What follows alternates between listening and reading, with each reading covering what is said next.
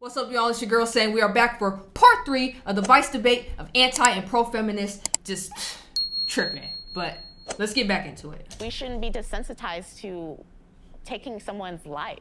That should never be an empowering factor for a woman. I definitely agree in that, like, there should be no absolute thing any woman should do. There should not be an absolute response to incest or rape or any of these things. Every woman should have the choice of if they want to or not want to carry that child, whether it is having fun, getting raped, incest, whatever it is. I don't glorify and glamorize abortion. I think it's a very traumatic thing. I doubt that if somebody has to do, like, if they have to do it, they'll do it. I don't think that people are like, you know, doing like have 6, get the 7th free and having fun with it. And I think that like glamorization and glorification of any side is not okay. Did the Dobbs decision make anybody here sort of rethink abortion access, reproductive health care? It's anti-woman, right? It's it does not center people to have that voice for themselves and their own decisions, right? It is a barrier. It's not anti-woman. It's back to being at the state level instead of federal level. That's where it started at. It literally started at a state level. Right? It's giving more agency to women because it's moving it back to the state level. So locally, but why would the state the women tell me what to do? Locally, the women have that power. Areas. Did she just say, why is the state allowed to tell me what to do? So wait a minute. So you cool with the government federally telling you what to do, but you don't like when the state tells you what to do? What? If you take out the viewpoint that life begins at conception, which is a really big defining principle for both the pro-life crowd, who very, very, vehemently believe that, and then obviously a lot of the pro-choice crowd do not believe that. Taking that out of the equation, you do not have just whatever kind of autonomy you want as a person. It's regardless of male or female. You can't just have free run to do whatever the hell you want. That's not how society operates. So at no point do I have the right to tell anyone in this room what they should or should not do with their body. But it's not about your body. It's not about me respecting that question here. It's not about your body. It's about the kid's body. I don't care what you do with your body. It's my body, right? It's the kids. It's your baby's body. Your baby is inside of you. You can play word games all you want. It's a zygote. It's a clump of cells. It's not real. It's a baby. And if you watched videos on this, you would know that it's a baby. We're talking about my body. You're talking about Jordan, I saw your hand creep up.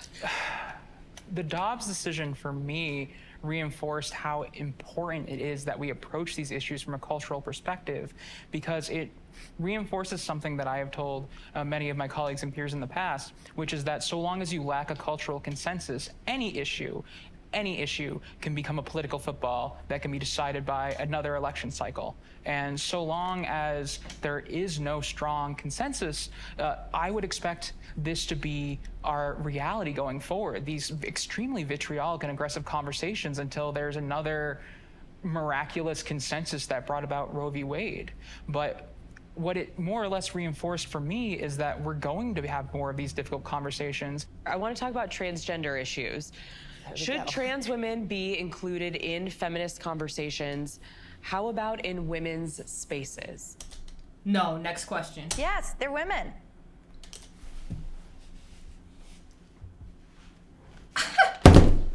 Okay.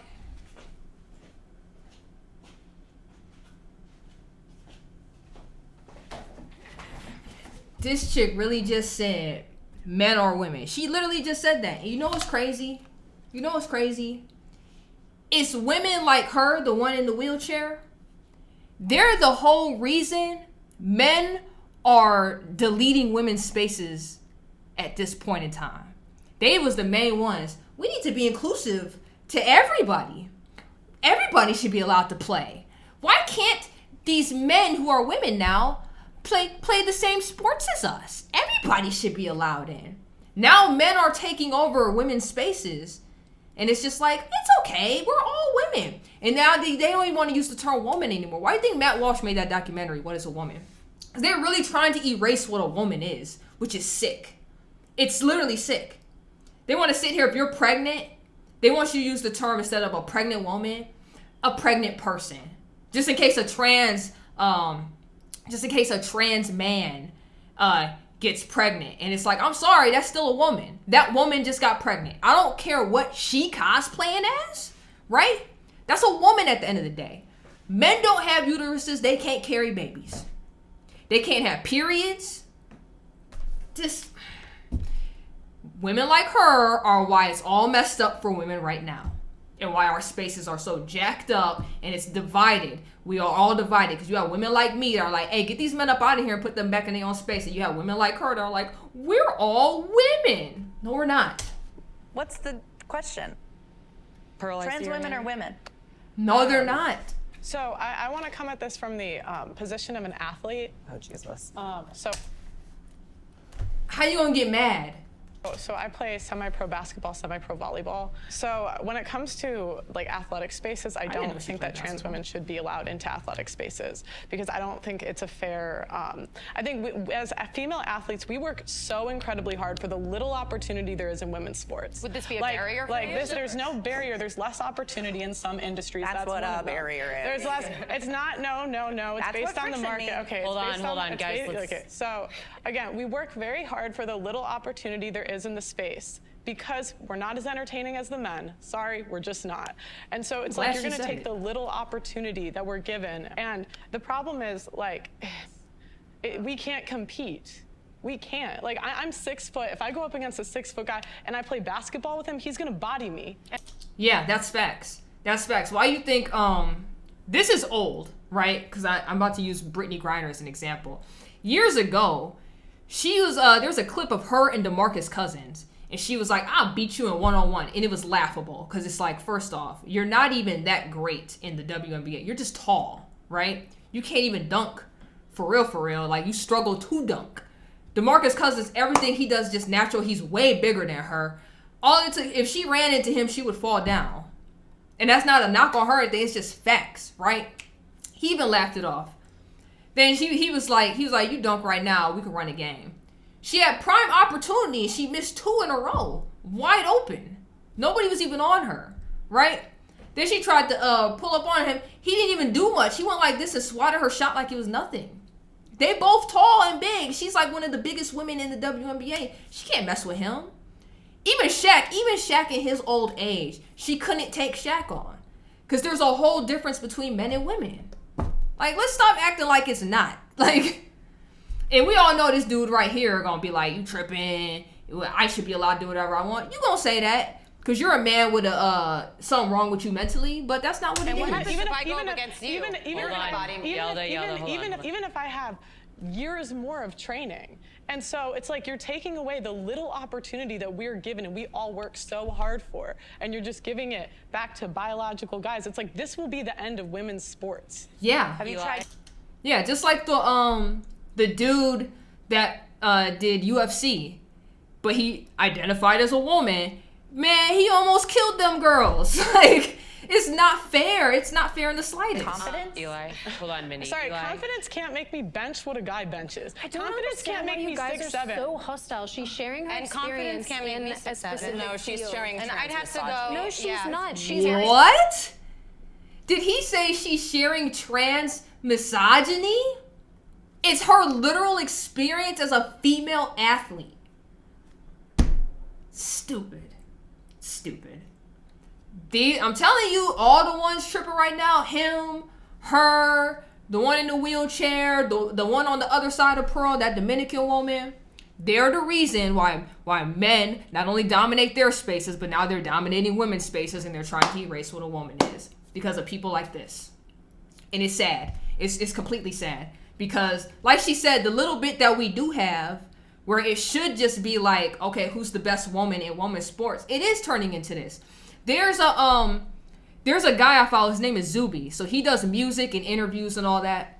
He still holds the women's bench press record. It's been years now. And you know why he got to even go up in there? He wanted to test this out because they wanted men who identified as women could be inclusive in everything. So he walked right up in there. That wasn't even his goal that day. He just saw the competition going on. He was like, well, I'm a woman. I would like to participate. And they allowed him to participate. And he's been holding the record ever since. He didn't train for that moment. He literally saw what was happening and was like, this is going to be the biggest troll ever, and I'm going to own this. And he went over there and was like, sure, I'm a woman, why not? And you can't tell me I'm not because y'all want to be all this inclusively stupid with each other. He owns the record now. It's like in Britain or something, or England, someplace over there where he's from. Because of idiots like this. Idiots like this that are like, men can be women too. No, they can't. She's a woman who's had an experience. You guys are so obsessed with your own experiences and your own existence, and yet when a woman is sitting here telling you, I feel as though this is unfair and this is compromising and this situation is not helping women, you guys are like, meh, meh, meh. But when you're like, I'm a black person that did this, this, this, and this, then it's valid and fair and viable. Thank you, Sydney. Thank you, Sydney. Thank you. I ain't never heard of her before, but I'm gonna have to find her page or something on Twitter. I'm about to start following her. Give a chance to respond. So this is basically a joke of a talking point. Everyone has biological advantages in sports. How tall are you? 5'11 and a half. I'm tall. I'm 5'8". I am a trans woman. You're a man. You're a 5'8" man. You would crush me. You would absolutely crush bone me. density, wrist strength, muscle density. You can't switch those. Yeah, exactly. You would crush me. But also, Eli, you would never play at the level that pro plays because you would never get there. So let me give you a few more examples here, too. So Michael Phelps produced more lactic acid in his body, which caused him to swim better than any of his competitors. Right, and if Michael Phelps also just decided today that he was a woman, he would dominate women's swimming like it was nothing, like we saw Leah Thomas do in college, and which is why all the women that compete in college swimming were upset about Leah Thomas being allowed to be over there. This was widely celebrated, and nobody contested it. Now, because he's a man competing against men. Who cares? That's like Serena and Venus when they be dominating against women. They're going against other women. They're just at the top of their board. What, I'm gonna be mad because Michael Jordan's better than Alex Caruso? I'm gonna be mad about that? No, he the top dog. He gonna be one of the greats. No matter how good this guy is, but Alex Caruso's gonna always be better than the guys playing at Lifetime Fitness. You're playing King of the Jungle at this point, okay? Like, this lion's better than this lion. Why does nobody care about that? Because they at the top of their field. The difference is when we be like, why is this male lion so much better than this female lion? We should just put him over here with the female lions. Stupid. This is a performance-enhancing hormone. So we all have different bodies. And now I'm not saying that trans women who aren't on hormones should participate, but there are, every major medical and every major sports organization agrees that trans women who have been on hormones for between 1 and 3 years, depending on the organization, have the same competitive abilities. The study that you're referencing had like 7 people participated. That's misinformation, by the way. I'm referencing several different studies. I'm a trans woman and a researcher. It's getting personal. I don't want it to be personal. A lot of us live in this space where we're told that our opinions don't count because they're not the right kind of opinions, and we're constantly shouted over and talked over regardless of what we look like because there's one group in society that basically takes precedence, and it's frustrating. So yeah, of course, it's frustrating. Of course you laughing. Because you don't even know what you fight for no more. You said you came from an Islamic state, so you probably think America is super great and you just jump straight to the liberal side. You have no idea, lady. You're not even from here. Because when we try to talk about it, we get shouted down, we get told to be quiet, we get spoken down too as well. So there's hostility there for plenty of women. Let's try to make this an opportunity to speak. You're literally a white woman from Australia. You live in a bubble and you're that voices that have been silenced forever finally can be heard. That's why they have the voice, because they speak up. Okay, we're having a conversation about transgender women participating in sports, and I wanted to allow more people to participate. Jordan, I wanted to hear from you.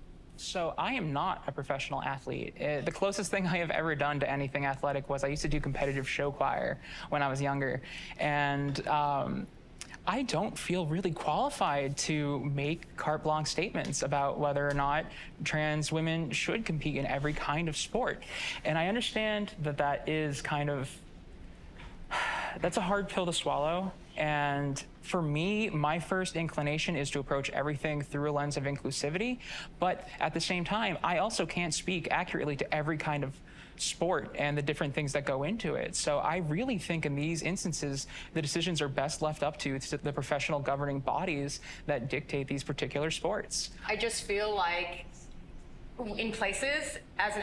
So nothing to do with studies. It's, I feel like my feelings. Okay. Ally in places where there's no understanding, we can just respect and not really, like, our opinions don't matter. Eli, I saw you nodding your head over there. Several times. This is more than about sports. This is about free and equal participation for transgender people.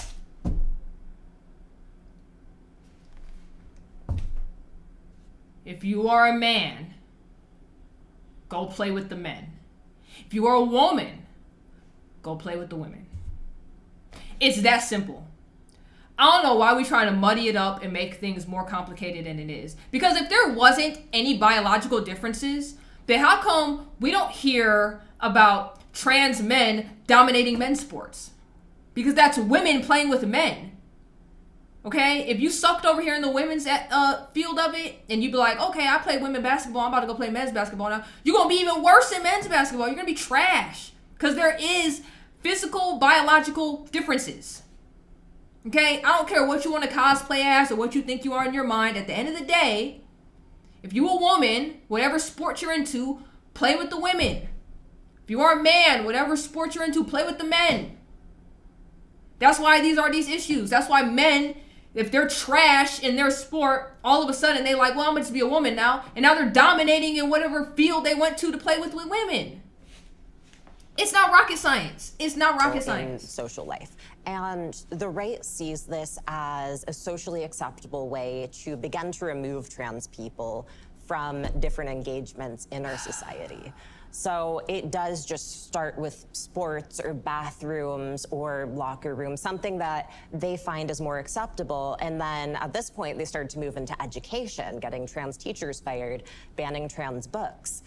This is a route that is very effective because it's seen as more acceptable. But it's also overlooking a lot of major details. Like, I mean, do y'all know how many trans women have won national titles? One too many. One. It's Leah Thomas is the only one. One too many. If women... Yeah, and was that fair? Was that fair that Leah won that? What about when I said the woman from UFC when she knocked that other well, it was a man, but when he knocked that woman out, was that fair?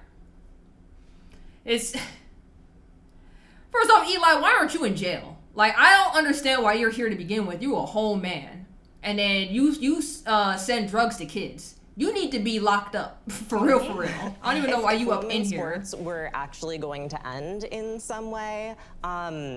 I mean, it's just not happening. Wouldn't you think there would be more trans women in sports when the majority of states do allow trans women full participation?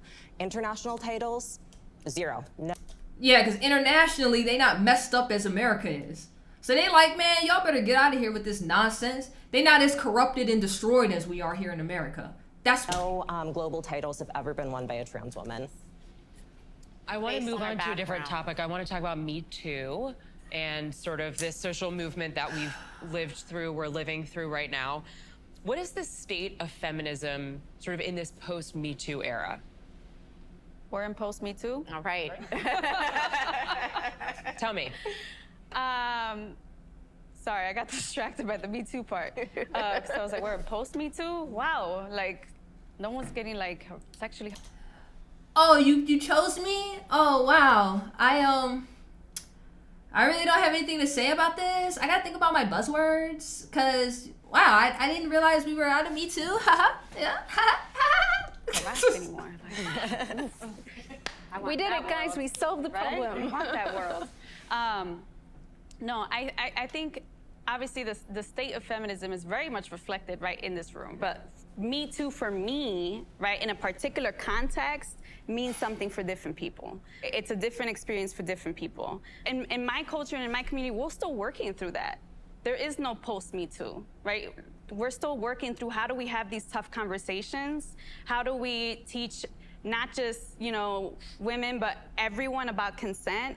what does consent look like? What does that look like in our community? What does that not look like? Right? All those things that I think it's still very complicated. Why does she keep saying in my community? It's with everybody. Everybody needs to know consent and how to properly go about that. The whole issue with MeToo movement is a bunch of women ended up lying about a lot of things, which is messed up because the women that actually went through some stuff now get looked at as liars because of this group over here. Stop making it about communities too. Like, everybody has to go through this. Like, Johnny Depp and Amber Heard, they were white. Like, what are we talking about? But I think it starts at the level of community, right? Of like, how do we have these conversations around consent? Sydney, I saw your hand up. So when the Me Too thing was unfolding, I was initially like, great, I love the idea of women being able to speak out. What's been really disappointing, I suppose, for me, post-Me Too, as we're calling it, is that, and especially as someone who's sort of on the right wing of politics, I think that a lot of the experiences of women on the right get a bit trivialized because there is a lot of politicizing of sexual assault. So when something legitimately happens on our side of the table and someone tries to speak up about it, there's almost an automatic disbelief. And I understand why. It's because of the believe all women type of stuff that came out of the Me Too movement, that a lot of us were like, wait a minute, no, people do use these situations for gain. People do make things up. People do lie. Yeah. But it is sad to watch it happen. It makes me sad that we're here. Jordan? I feel like there'll never be a post-Me Too because at the heart of it, Me Too is just a phrase. The spirit of what Me Too represented will always be relevant, and that is that you are empowering individual women to advocate for themselves and speak out when they feel like they're being wrong. Ideally, you're just trying to be the most transparent and self-accountable person you can be, and you need to hit all of those fronts if you want it to last on a cultural level. How about beauty standards? We talked a little bit about this got brought up at the beginning. How does that tie into femininity? Sorry, I'm very into this idea because I do think it is one of the larger intersections that just doesn't get very discussed, which is, like I was talking about before, barriers and friction are placed up around bodies. And the fatter I get, the older I get, the less people will listen to me, the less value I will have for society. So, you know, I'm already starting out as a woman with no legs. If I had something on my face, I have my beauty. That's one of my privileges. I have my whiteness. That's one of my privileges. I used to have thinness, and now I'm getting fatter. Things are changing. And I think every single time that we talk about feminism, pretty privilege should be discussed because we have these ideas. If your skin tone is this, if your hair is this, if your body looks like that, it's about whether or not you are given an equal opportunity based on what you look like. I saw it. I think a lot of times the women that complain about beauty standards don't complain about them when they got privilege, when they were young and attractive and thin. So it's like, yeah, you're complaining when the privilege is gone, but privilege is invisible to those who have it. And women, it's a privilege, and men don't turn 18 and get looks that we get. As a Black woman, one of the most integral parts of... Stop starting every sentence with "as a Black woman." This whole conversation is about feminism. If you with it, you're not with it. You're a woman. Just say what you have to say. That's so annoying. We get it. You're Black. I can look at you. You're Black. We get it, okay? You, me, the other chick behind you, we all Black. Woo! Okay. What you got to say as a woman? Stop putting your race into it. The beauty conversation has been colorism. I'm a dark-skinned Black woman, proud of it and proud of being myself.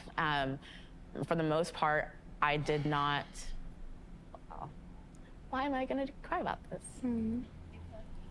I did not grow up thinking I was beautiful because I was that. And I think in the Black space, we have these conversations, but I think I'm glad to bring it up because I think feminists actually really should be part of the colorism topic, because colorism is not just shades within being Black, it's shades because again, the beauty standard is the closer to whiteness you are, the more beautiful you are. I'm gonna tell y'all right now, every race that is not white, it has been instilled in our community's minds that the closer to white you are, the more beautiful you are. It's not just us. We go through it. The Indians, the Asians, everybody goes through it that's black or brown, and they're not white. It's what has been tried to be instilled in you, okay? At some point, get out of it, okay? You gotta leave the victim farm at some point. You gotta love you for you at the end of the day, okay? You want some positive stats about black people? Most black men are with black women. Most black marriages are, okay, most black men are married to black women. Yay! And when I say most, it's like 89 or 88% or some crap. Great. What y'all get mad about is that very small 10-15% of guys that just date the rainbow and be happy with whoever, and then y'all see that and get triggered. Oh, he married an Asian woman. He got with a white woman. They must hate all black women. They don't. They married for love. Most black women that aren't married by a certain age is because they refuse to date outside of their race. Start doing what black men are doing and date the rainbow. You'll be way happier, okay? The love of your life may not be black. It may be a different color. We all can have preferences, okay? I got mine. I think chocolate is wonderful. That's my favorite preference. But at the end of the day, if I'm single and any other shade came up to me and they just happen to be the love of my life, I'm working with that, okay? Let it go. Learn to love yourself. I think it's something that if more people in different shades, particularly white women, because of knowing that standard, and we work together on that, then we have a lot, I think, something we can unify on, but also something that we can make strides in right now that I'm just not seeing. And it's only, again, that's why people feel like you have to be a black feminist, because it's a topic that only really... First off, if you truly knew the history of feminism, you wouldn't be sitting here talking about I'm a black feminist. That wasn't even made for us either, sis. It wasn't made for us either, okay? They used you as stepping stones at the time period so they can get up on their own. It was never made for us. It was never made for any other women of color. Yet you want to sit here and ride that wave so hard. Stop it. Black feminists are talking about, because it deals with being black. How do beauty standards make you feel, Morris? I mean, kind of what you're saying, Antonia, as a black Latina woman in my community, right? Like, I grew up and I was ugly, right? Like, that's what I was considered. I was not considered beautiful. Of feeling ugly, but also being told I was, right, had a lot to do with what is believed in my community, right? Colorism is one of them. And so to say, I'm gonna redefine beauty for myself, and to say I own myself and I get to decide what's beautiful, right? And I get to decide what I want to wear and how I want to wear it. And I don't need to, right? It's almost a repelling, right? Like, I'm like, no, you know what? I am beautiful. I'm gonna do what I want to do, and I'm gonna feel myself, because if no one else is gonna feel me, it's on me to feel me too. I gotta say though, I did grow up being referred to as very beautiful for a woman with a disability. And that to me always fed this idea that disability doesn't mean beautiful. I am in some form of exceptionalism, which I then had to keep up with forever. So it's like, I got this thought as I started to age, like, you can have no legs, but you better not get fat. And so this idea that, like, there are certain people who are beautiful and certain people who aren't, and that inherently holds value is, I think, you know, find it in yourself, yes. And Jordan? Beauty standards are toxic hierarchical nonsense. And I say that as someone who has spent over a year collectively of my life in eating disorder institutions, because I have tried to put my body through hellish things to meet these beauty standards, which more often than not are not based in reality. They're typically trends, they're created to push things, they're extremely useful for marketing, but they don't serve anyone's health, they don't serve anyone's self-esteem. They only act to try and tell us that there's a allegedly right way to have a body, and if you don't occupy that space and have that body, then you're a piece of shit, which is absolute nonsense. And there are way too many women and men in the world who end up doing terrible things to themselves because they fall into this trap of thinking that you have to be this way. And if you aren't this way, then there's something inherently wrong at your core, which is nonsense. You're perfect the way you are. Yeah, learn to love yourself. That's all it really is. Learn to love yourself. That's literally the core of it. You are perfect the way you are. And anyone who tries to tell you otherwise is feeding into this industry and is just, they are not your friend or looking out for you. Layla? Oh yeah, I was gonna say, yeah, beauty in the industry is exploitative, but also we have to remember a lot of the beauty standards are based around health, what's perceived as health, like symmetry, certain. You saw him shaking his head as soon as she said it's based around health, and he was like, it's like, sir, yes it is, and you know that. Things like that. So there is that side where we have to balance it, and I think we're seeing so much more representation, which I think is incredibly important. Well, I just think that, like, if women really cared about beauty standards, like, the obesity rate wouldn't be what it is. But what about you? To attain the... Pearl just came out was like, well, let me like load it up real quick.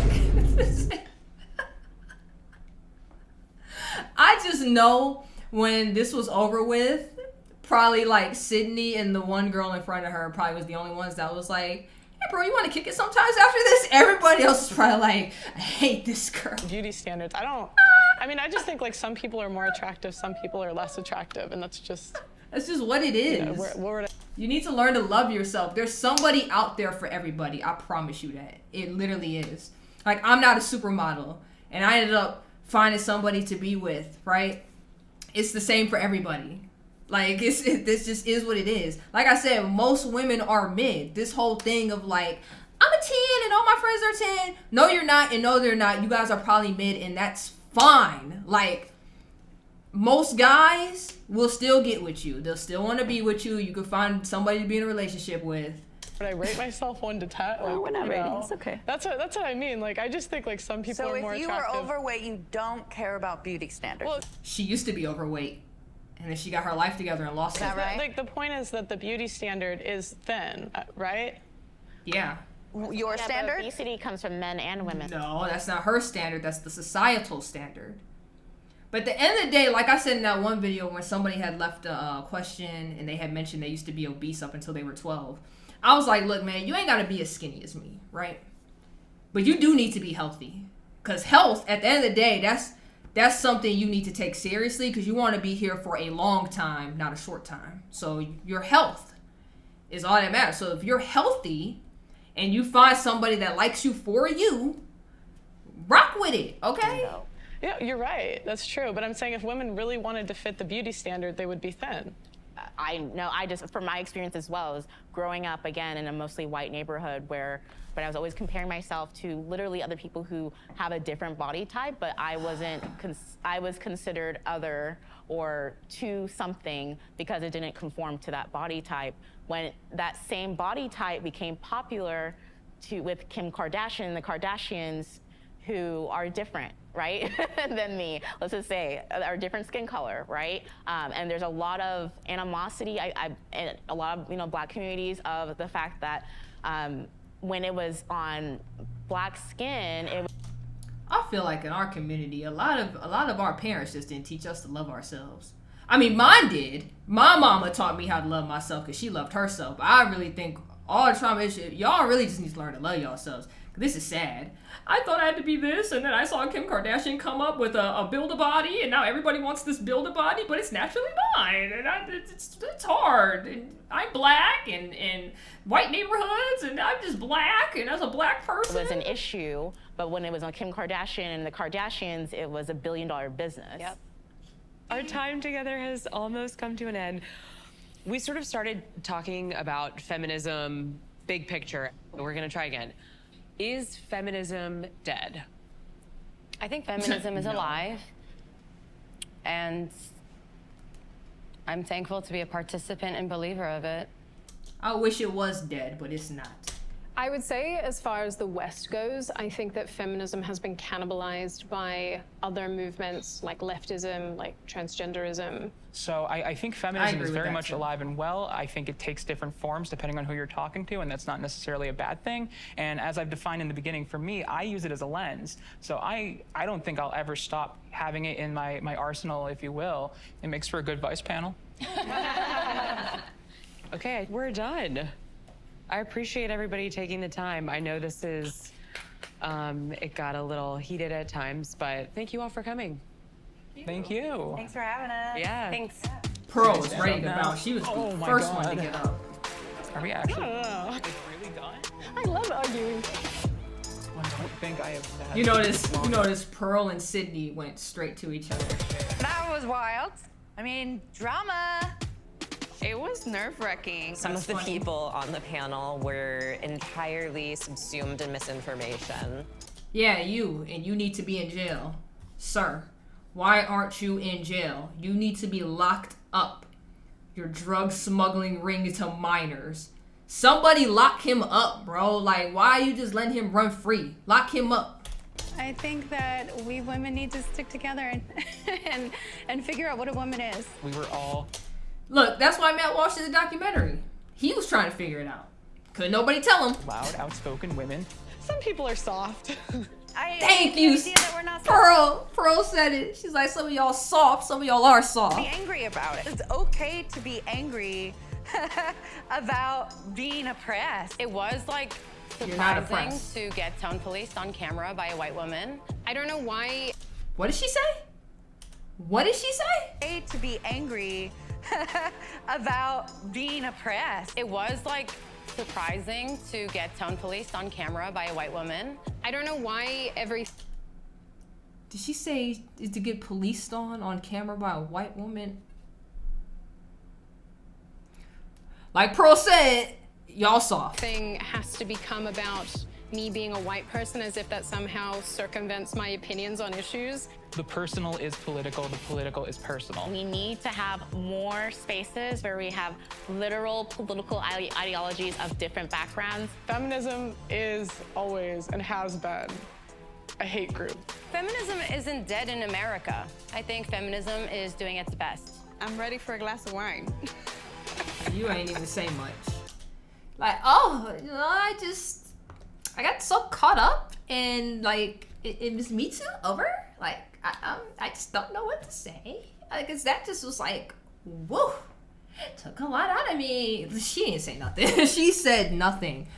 That panel was wild. Pearl, Sydney, and I don't remember her name. Those the only three that said anything worth listening to. The rest of the women and that guy, crazy. Completely crazy. But if you guys sat here for all three parts, what did you think?